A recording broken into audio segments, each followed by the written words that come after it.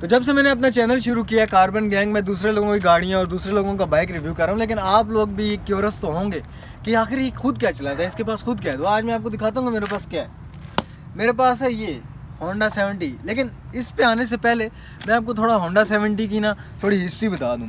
तो होंडा आपको पता है कंपनी है, जापानीज़ कंपनी है जो गाड़ियाँ और बाइक्स दोनों बनाती है। इनिशियली जो है इसने बाइक्स बनाए थे, उसके बाद या इनिशियली गाड़ियाँ बनाई थी, उसके बाद बाइक्स पे स्विच हो गया था, कुछ आगे पीछे है इसी तरह। तो होंडा 70 जो है इसने 1970s के अंदर शुरू किया था। 70 से 70 नहीं निकला, वो बात की बात है।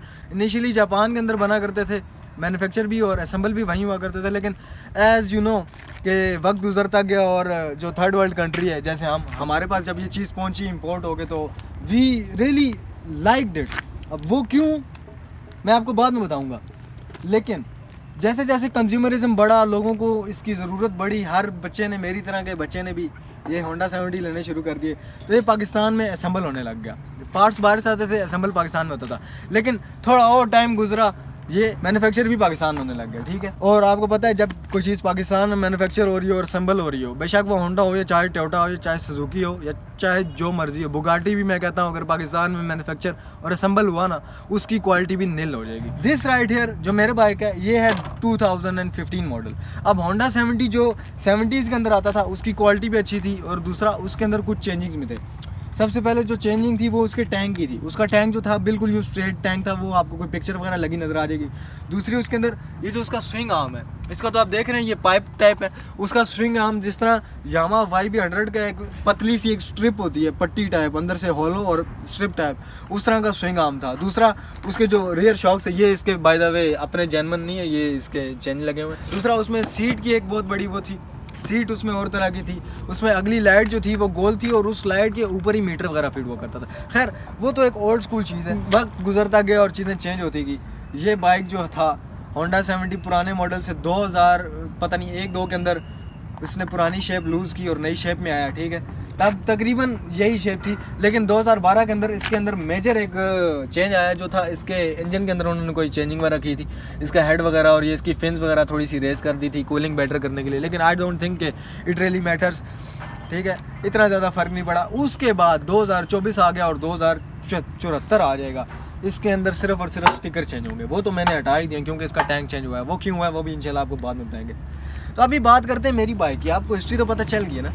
अभी मेरी बाइक की बात करते हैं। ये मेरा हेलमेट है अल्फा का, because I am the one alpha. ठीक है, इसको ज़रा मैं हाथ में रखता हूँ, साथ साथ आपको दिखाता हूँ अपने फ्रंट से। ठीक है, this is a Honda 70 2015 model.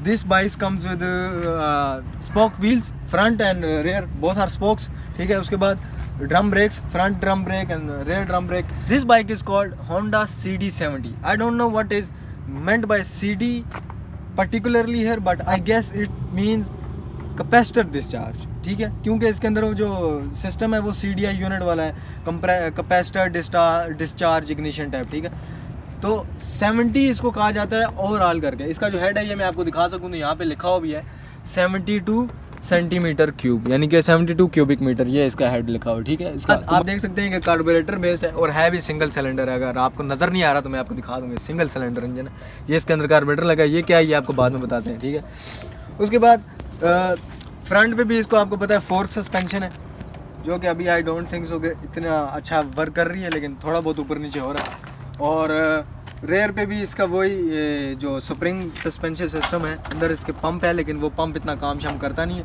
खैर इस साइड पे आ जाएं तो ये आपको ऊपर एक प्यारी सी सीट नज़र आ रही है, जो बनी तो इनिशियली 2 बंदों के लिए थी, लेकिन इस पर हम 5-6 भी बैठे हुए हैं। अब तक मेरा रिकॉर्ड है, मैंने भी 3-4 लड़के बिठाए हुए हैं। पीछे से ये बाइक बिल्कुल नील है क्योंकि इस पर मैंने कुछ लगाया नहीं है। लेटर ऑन दैट मैं आपको बताऊंगा इस बाइक के बारे में ना, बहुत सारी चीज़ें हैं जो अभी आपको बतानी है। ठीक है, उसके बाद इसको एक तूता दिया हुआ है इधर सलेंसर, जो कि देखें खड्डे में लगता है और डक डक करता है। ये पीछे इसको बड़े बड़े फुट रेस हैं, आपको बताया ना 5-5 6-6 बंदे बिठाने होते हैं। तो देख रहे हैं कितने लंबे लंबे फुट रेस लगे हुए हैं। इस साइड पे भी सेम वही, और स्विंग आर्म इसको आपको यहाँ से नज़र आ रहा होगा कि मैं जिसकी बात करता, यहाँ पे इसको पाइप टाइप स्विंग आर्म दिया हुआ है, लेकिन जो पुराना 70 था उसके अंदर इस तरह की स्ट्रिप टाइप था। ठीक है, इस तरफ इसका किक स्टार्टर है, no self start in it. ये आप देख रहे हैं ये सेफ गार्ड है। इसने कई बार मेरी जान बचाई है, तकरीबन 2.5 बार मेरी जान बचाई है, क्योंकि 2 बार तो मैं गिरा हूँ, इसने मेरी टांगे शांगे बचा ली हैं। तीसरी बार जब मैं गिरा हूँ तो इसने मेरी टांगे नहीं बचाई, बल्कि ये टेढ़ा हो गया। अब इसको मैंने लगाए हैं 14 के नट्स एंड बोल्ट्स, मतलब 14 नंबर 14 नंबर।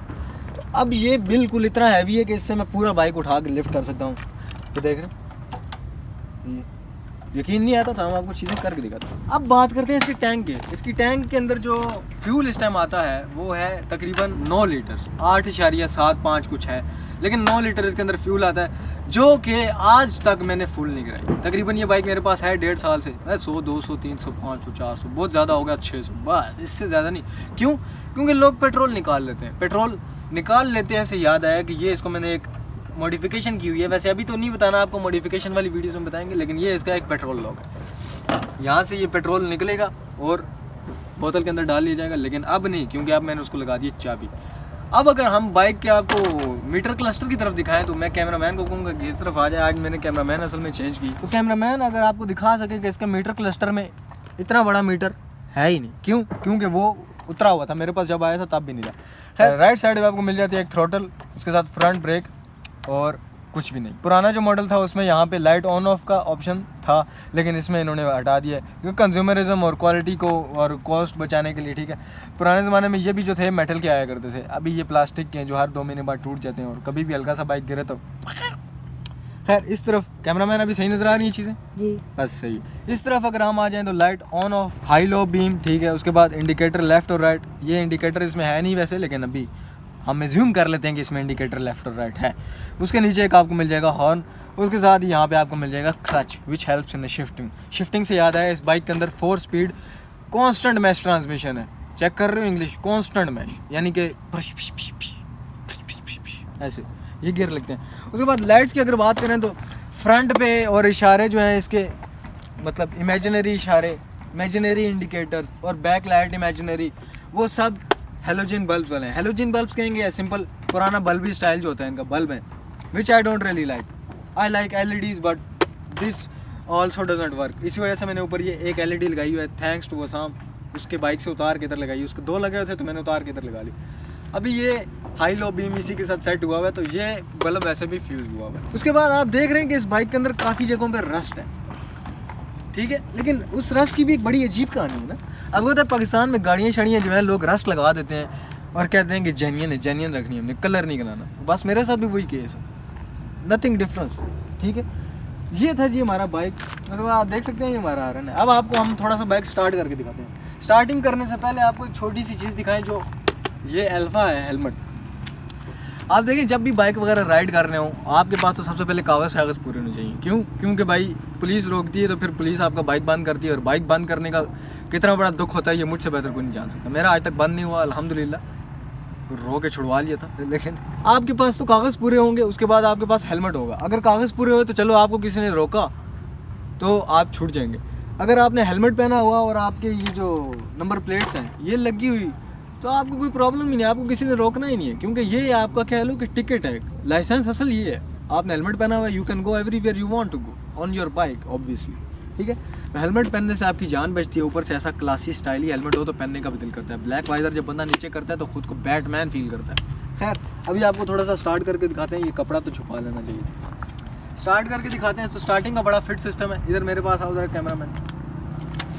आपने बाइक को पहले सबसे पहले न्यूट्रल में डालना।